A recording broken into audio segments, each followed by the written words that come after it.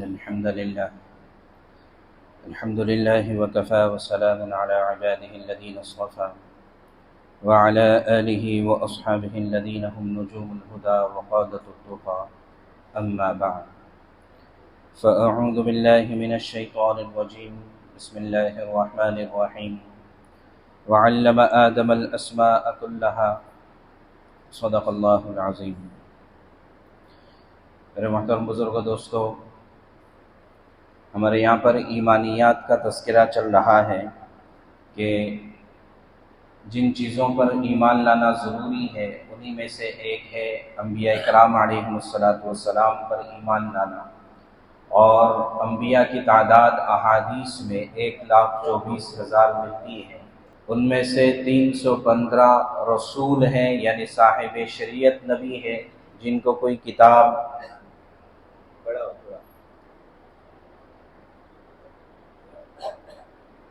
ان میں سے 315 صاحب شریعت نبی ہے جن کو کوئی کتاب یہ شریعت الگ سے دی گئی، اور ان میں سے اللہ تبارک و تعالیٰ نے 25 انبیاء کرام علیہم السلام کا قرآن میں ذکر فرمایا ہے، اور کسی کا تفصیل سے کسی کا مختصر تذکرہ قرآن کریم میں اللہ تبارک و تعالیٰ نے فرمایا۔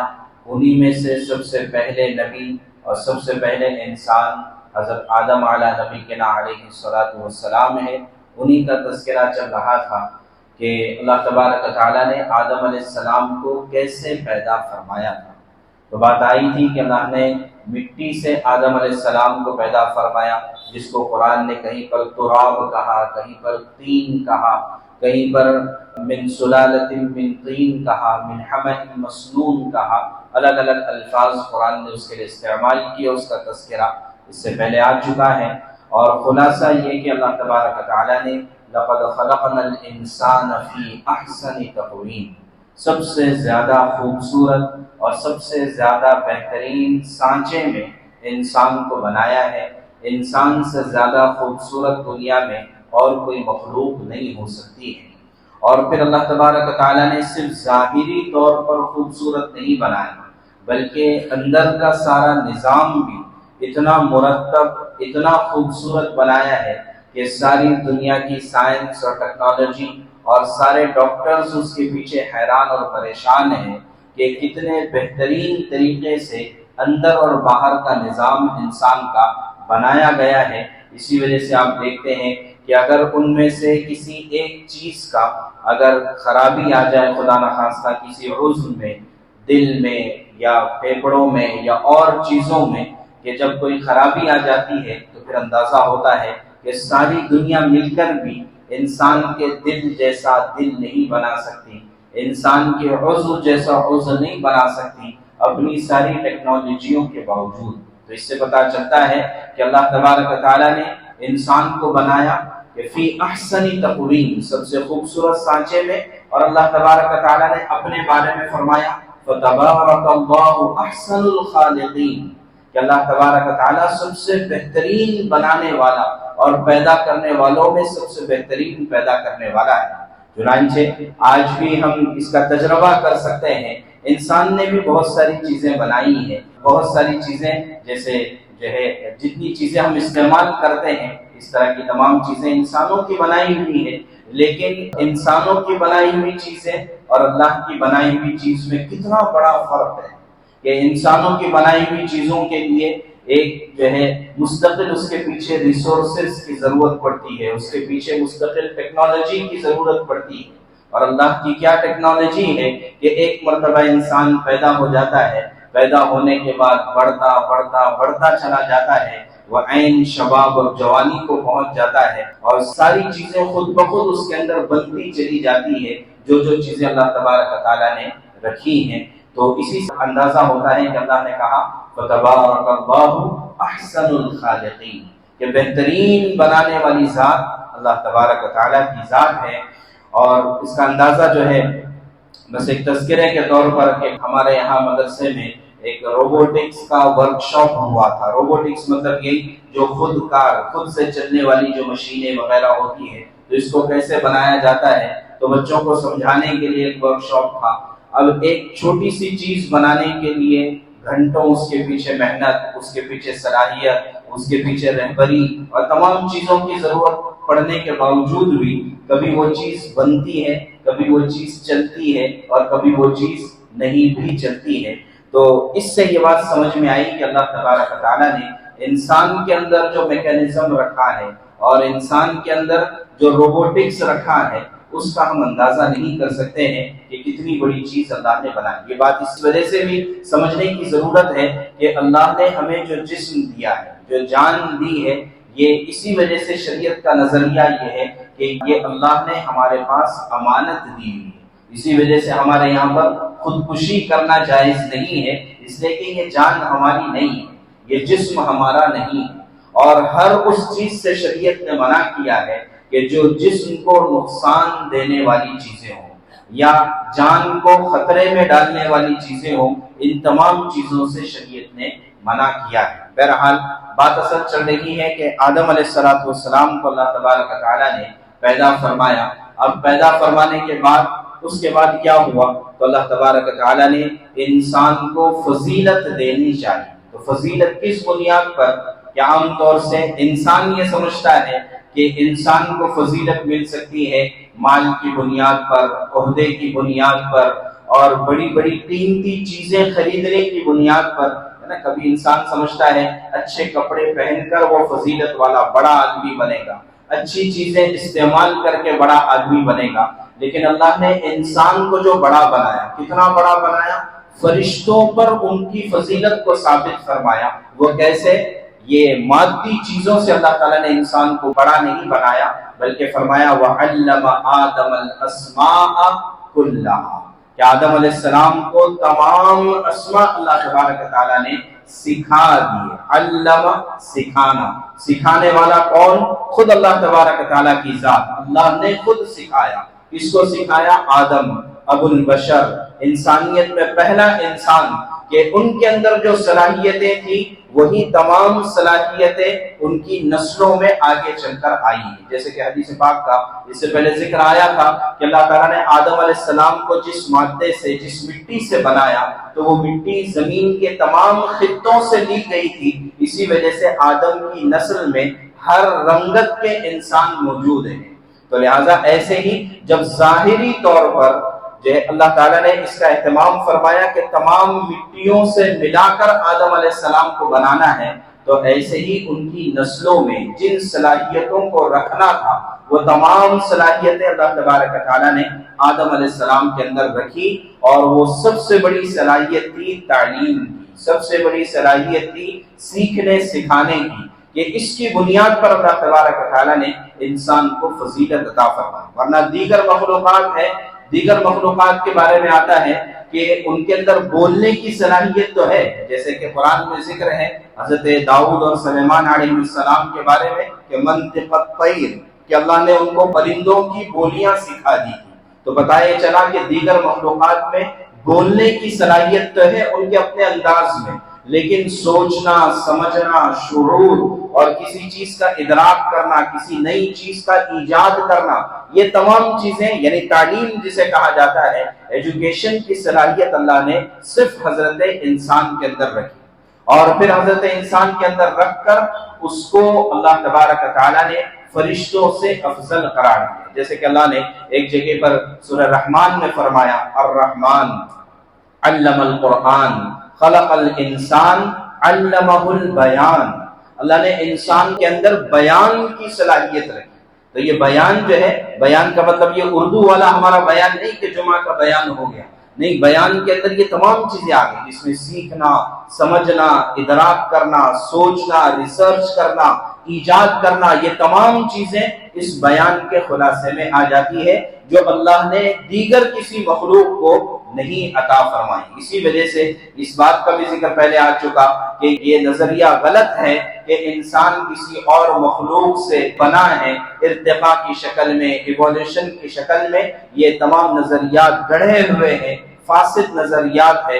قرآن نے کتنا صاف ستھرا نظریہ بتایا کہ اللہ نے اپنے ہاتھوں سے انسان کو، آدم علیہ السلام کو بنایا، ان تمام چیزوں سے مل کر بنایا جس کا ذکر آیا، اور پھر بنانے کے بعد اس کے اندر بیان کی، تعلیم کی صلاحیت کو رکھا، اور پھر ایک ہی درسگاہ میں بٹھا کر آدم علیہ السلام کو بھی اور فرشتوں کو بھی بٹھا کر وعلم آدم الاسماء کلها، تمام اسماء آدم علیہ السلام کو سکھا دی۔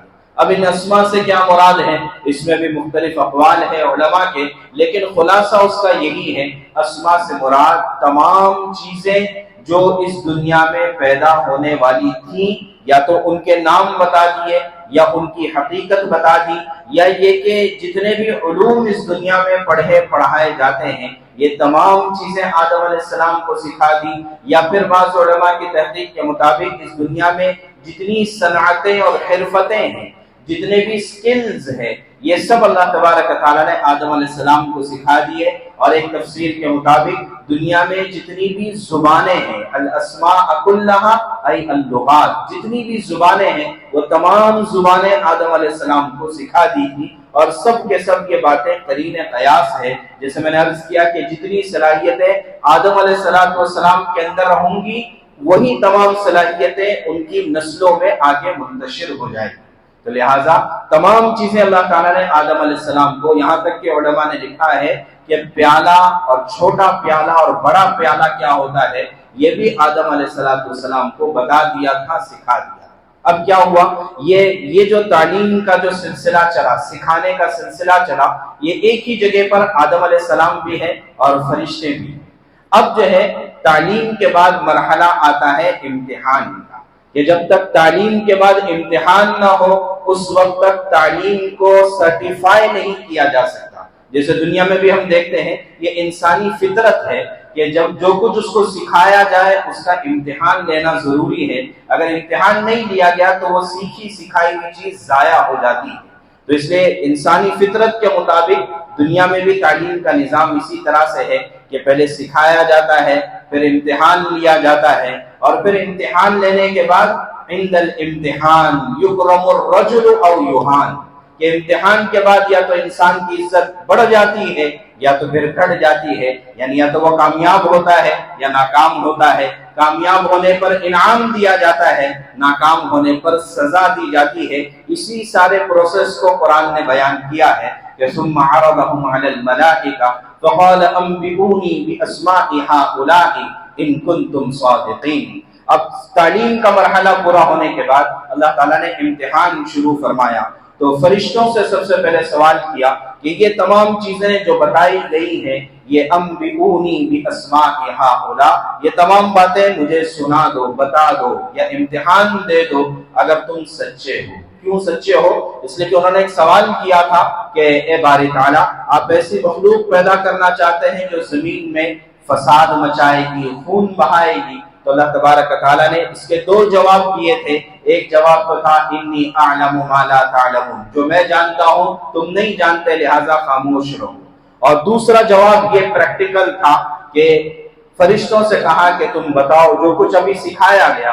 تو انہوں نے کہا قالوا سبحانک لا علم لنا الا ما علمتنا انک انت العلیم الحکیم۔ اے باری تعالیٰ، آپ کی ذات پاک ہے، ہمارے اندر علم کی صلاحیت نہیں ہے، اتنی ہی باتیں ہم سمجھ سکتے ہیں جتنا کہ آپ ہم کو سمجھا دیتے ہیں، باقی تحقیق کرنا، ریسرچ کرنا، یاد کرنا، یہ صلاحیت ہمارے اندر نہیں ہے۔ صاف انہوں نے اعتراف کر دیا انک انت العلیم الحکیم۔ اے باری تعالیٰ، آپ کی ذات علیم بھی ہے، جاننے والی ہے، یعنی ہماری صلاحیتوں کو بھی آپ جانتے ہیں، اور یہ جو نئی مخلوق آپ نے بنائی ہے اس کی صلاحیت کو بھی آپ بھی جانتے ہیں، ہمیں اعتراض کا کوئی حق نہیں۔ اور آپ کی ذات حکمت والی بھی ہے، آپ نے کس کے اندر کیا صلاحیت رکھی ہے یہ آپ زیادہ اس کی حکمت کو جانتے ہیں۔ تو فرشتوں نے فوراً اعتراف کر دیا کہ ہمیں نہیں معلوم۔ تو گویا کہ عملی طور پر تعلیم کے ذریعے سے آدم علیہ السلام اور ان کی برکت سے پوری نوع انسانی کی فضیلت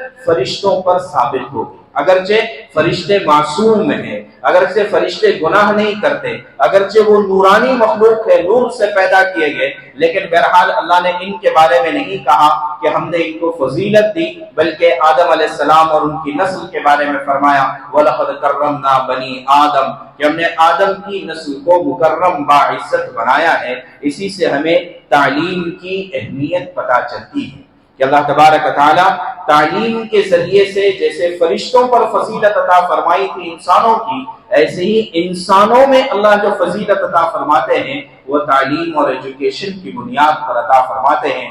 کہ اللہ نے ایک جگہ پر فرمایا یرفع اللہ الذین آمنوا منکم والذین اوتوا العلم درجات، کہ اللہ تعالیٰ درجات بلند کرتے ہیں دنیا میں بھی اور آخرت میں بھی۔ کن کے؟ ایک ان لوگوں کے جو ایمان لانے والے ہیں اور ایک ان لوگوں کے جو علم والے ہیں۔ تو لہٰذا دنیا میں بھی انہی لوگوں کی، انہی قوموں کی سلطنت قائم ہوتی ہے، وہی لوگ سپر پاور بنتے ہیں کہ جن کے پاس علم کا ہتھیار اور علم کی طاقت ہوتی ہے، ایجوکیشن اور نالج جن کے پاس ہوتا ہے، اللہ انہی قوموں کو ترقی عطا فرماتے ہیں۔ ظاہر بات ہے کہ دنیا میں یہ ترقی کا ذریعہ ہے، اس لیے جس قوم کے پاس یہ علم کا ہتھیار ہوگا اللہ اسے ترقی عطا فرمائیں گے۔ آخرت کا معاملہ الگ ہے، لیکن اگر دنیا آخرت دونوں کی ترقی کا فارمولہ جاننا ہے تو وہ ہے ایمان اور علم، وہ ہے ایمان اور علم۔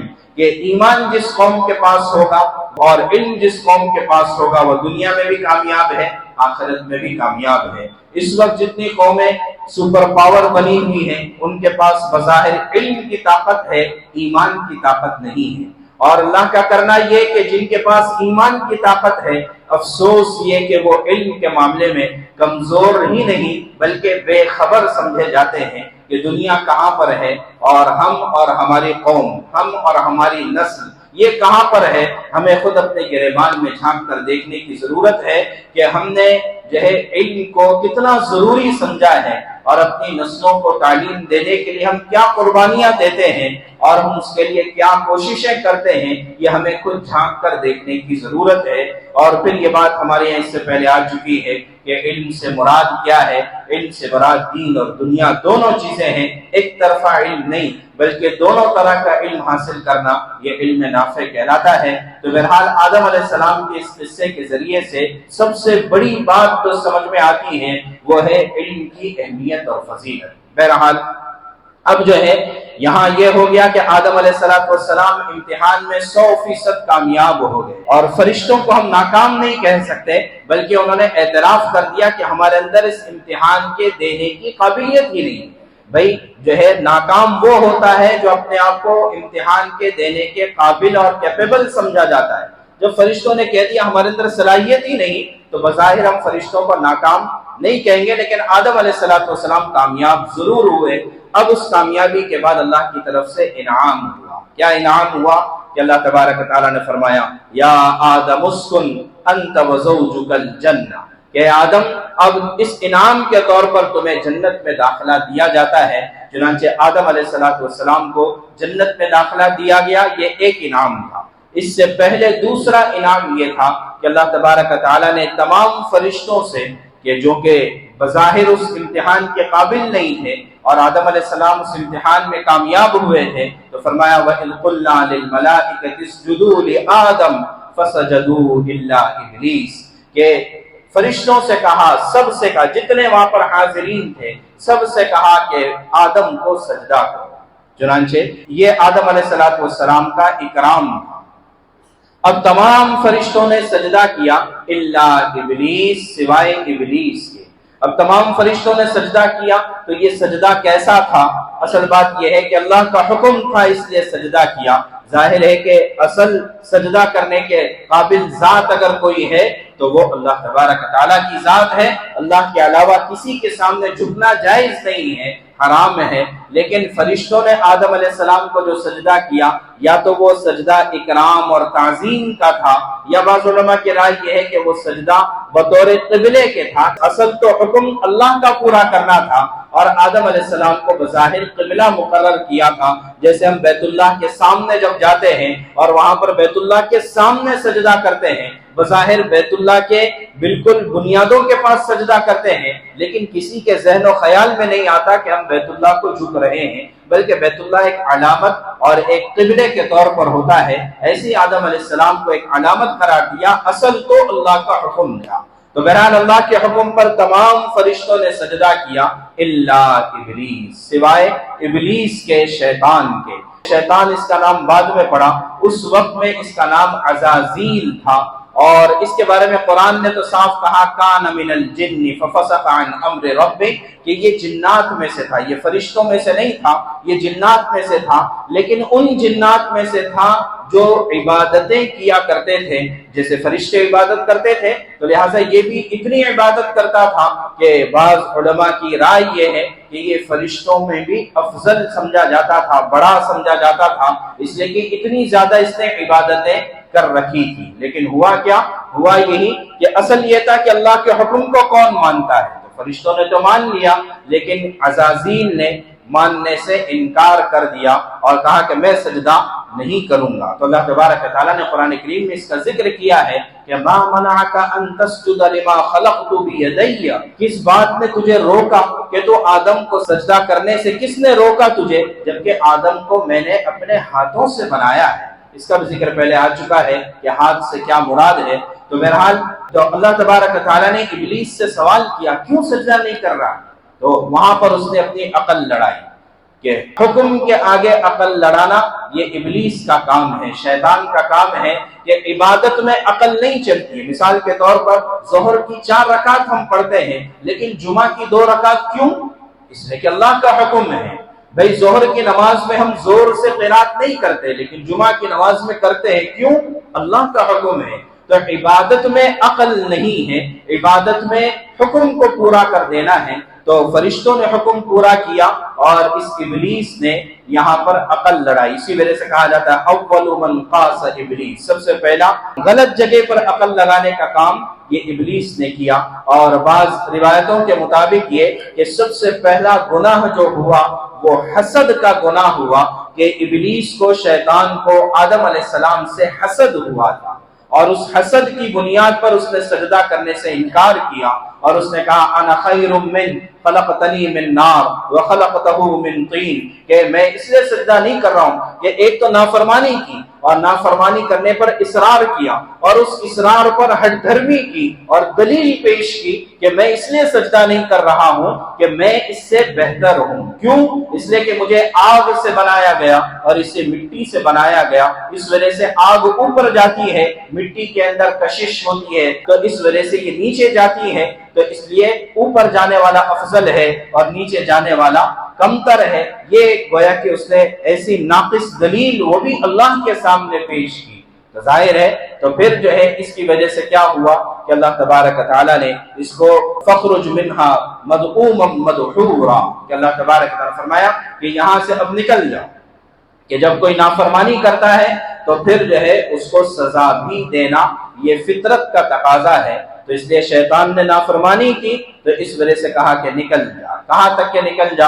ایک تو قرآن نے کہا مذءوما مدحورا، کہیں پر کہا فإنک رجیم وإن علیک اللعنۃ الی یوم الدین، کہیں پر قرآن نے کہا تجھ پر لعنت ہے اور تو جو ہے اللہ کے دربار سے نکالا ہوا، کہیں ذلیل کہا، کہیں خار کہا، کہیں پر کافر قرار دیا۔ کافر مطلب یہ کہ یہ کبھی دوبارہ ایمان نہیں لا سکتا ہے، اس کے بارے میں یہ فیصلہ کیا گیا۔ عجیب بات ہے کہ یہی آگے چل کر تذکرہ آئے گا کہ آدم علیہ السلام سے بھی خطا ہوئی، لیکن جیسے خطا کا احساس ہوا فوراً توبہ کی، اور شیطان نے خطا کرنے کے بعد اصرار کیا اور اس پر دلیلیں دی۔ یہی فرق ہے انسانیت میں اور حیوانیت اور شیطانیت میں، کہ انسان ہونے کا تقاضا یہ ہے کہ اس سے غلطی ہو سکتی ہے لیکن اس کا کمال یہ ہے کہ غلطی ہونے کے بعد توبہ کی جائے، غلطی ہونے کے بعد معافی مانگی جائے، غلطی ہونے کے بعد اس کو قبول کیا جائے۔ اس لیے کہ حدیث پاک میں بھی آتا ہے کہ تم سب کے سب خطا کار ہو اور بہترین خطا کار وہ ہے جو توبہ کرنے والے ہیں، جو غلطی سے دور ہٹنے والے ہیں، یہ بہترین خطا کار ہیں۔ تو یہ انسانیت کا تقاضا ہے۔ اگر اللہ کی شان میں اگر کوئی خطا ہوئی ہے، گناہ ہوا ہے، تو پھر اس سے بھی توبہ کر لینا، اور اگر انسانوں کے ساتھ کوئی معاملہ ہوا، کوئی جھگڑا ہو گیا، کسی بات پر اونچ نیچ ہو گئی، تو پھر جو ہے معافی مانگ لینا، جھک جانا، یہ انسانیت کی صفات میں سے ہے۔ بلکہ حدیث پاک میں تو یہی آتا ہے کہ جس نے پہلے سلام کیا وہ تکبر سے بری ہے، کہ سلام کرنے والا، جھکنے والا۔ اور اسی طرح من تواضع للہ رفعہ اللہ، جو اللہ کے لیے نیچے جھکتا ہے، اپنی غلطی کو تسلیم کرتا ہے، تو اللہ تبارک و تعالیٰ اس کو پھر اونچا اٹھاتے ہیں، اس کی عزت کو بڑھاتے ہیں۔ تو معافی مانگنے والا ذلیل نہیں ہوتا، معافی مانگنے والا عزت پر اٹھایا جاتا ہے۔ یہ اللہ کا نظام ہے، اللہ کا قانون ہے۔ بلکہ حدیث پاک میں ضمانت لی گئی ہے اس شخص کی جنت میں ایک مقام دلانے کی کہ جو حق پر ہونے کے باوجود جھگڑا چھوڑ دے، حق پر ہونے کے باوجود جھگڑا چھوڑ دے، اس کے لیے جنت میں اللہ کے رسول صلی اللہ علیہ وسلم ضمانت لیتے ہیں کہ اس کو جنت میں گھر دلائیں گے۔ تو لہٰذا یہ توبہ کر لینا، غلطی مان لینا، معافی مانگ لینا، اعتراف کر لینا، یہ انسانی صفات میں سے ہے، اس کو اپنے اندر لانے کی ضرورت ہے، برخلاف شیطان کے کہ شیطان نے منع کیا، اسے دربار سے نکال دیا گیا۔ عجیب، اس نے پھر اللہ تبارک تعالیٰ سے درخواست کی اور یہ کہا کہ جو ہے فَانظُرْنِي إِلَىٰ يَوْمِ يُبْعَثُونَ، کہ ٹھیک ہے آپ اگر مجھے اپنے دربار سے نکالتے ہیں تو نکال دیں، البتہ آپ مجھے ایک چیز دے دیں، تاکہ کیا کہ مجھے قیامت تک کی مہلت دے دیں، یعنی مجھے موت نہ آئے قیامت تک کے لیے۔ اللہ تبارک تعالیٰ نے اسے اختیار دے دیا، اس بات کی اجازت دے دی کہ قیامت تک تجھے موت نہیں آئی۔ اس کے بعد اب دیکھیں اور ہٹ دھرمی دیکھیں کہ جب اللہ کی طرف سے یہ چیز مل گئی، اس نے کہا فَبِمَا أَغْوَيْتَنِي لَأَقْعُدَنَّ لَهُمْ صِرَاطَكَ الْمُسْتَقِيمَ، جب آپ نے مجھے نکال دیا ہے اپنے دربار سے، تو پھر جس کی وجہ سے میں نکلا ہوں، یہ آدم اور آدم کی اولاد، اب میں ان کو بہکانے کا کام کروں گا اور ان کو صراط مستقیم سے ہٹانے کا کام کروں گا۔ چنانچہ اس نے جو ہے اللہ تبارک تعالیٰ کے سامنے یہ بات کہی کہ لَأَقْعُدَنَّ لَهُمْ، کہ جو ہے میں ان کے راستے پر آ کر بیٹھوں گا، اور پھر یہ کہ میں ان کے سامنے سے آؤں گا، ان کے پیچھے سے آؤں گا، ان کے دائیں سے آؤں گا، ان کے بائیں سے آؤں گا، ہر طرف سے آ کر ان کو بہکانے کی اور جہنم میں اپنے ساتھ لے جانے کی کوشش کروں گا۔ البتہ اس نے خود کہا إِلَّا عِبَادَكَ مِنْهُمُ الْمُخْلَصِينَ، کہ تیرے جو مخلص بندے ہوں گے ان پر میرا کچھ نہیں چلے گا، ان پر میرا بس نہیں چلے گا، وہ کبھی نہیں آئیں گے میرے چنگل میں۔ تو لہٰذا عبادک منہم المخلصین، یہ مخلص لوگ کون ہیں؟ یہ اخلاص والے ہیں، یہ ایمان والے ہیں، یہ اللہ والے ہیں، یہ شیطان کی چالوں کو جاننے والے لوگ ہیں۔ یہ جب شیطان کی چالوں کو جان لیتے ہیں اور گناہوں سے اپنے آپ کو بچا لیتے ہیں، اللہ کی طرف یہ رجوع کرتے ہیں اور اللہ کی طرف لوٹ کر آتے ہیں، تو پھر اللہ تبارک تعالیٰ جو ہے ان کو شیطان سے اور شیطانی تمام مساوس سے اللہ تعالیٰ محفوظ رکھتا ہے۔ تو لہٰذا اس بات کی کوشش کرنا چاہیے کہ ہم ہر کام کرنے سے پہلے یہ دیکھیں کہ اللہ اس سے راضی ہوتا ہے یا نہیں راضی ہوتا۔ اس کام کے کرنے سے اللہ راضی ہوگا یا شیطان راضی ہوگا؟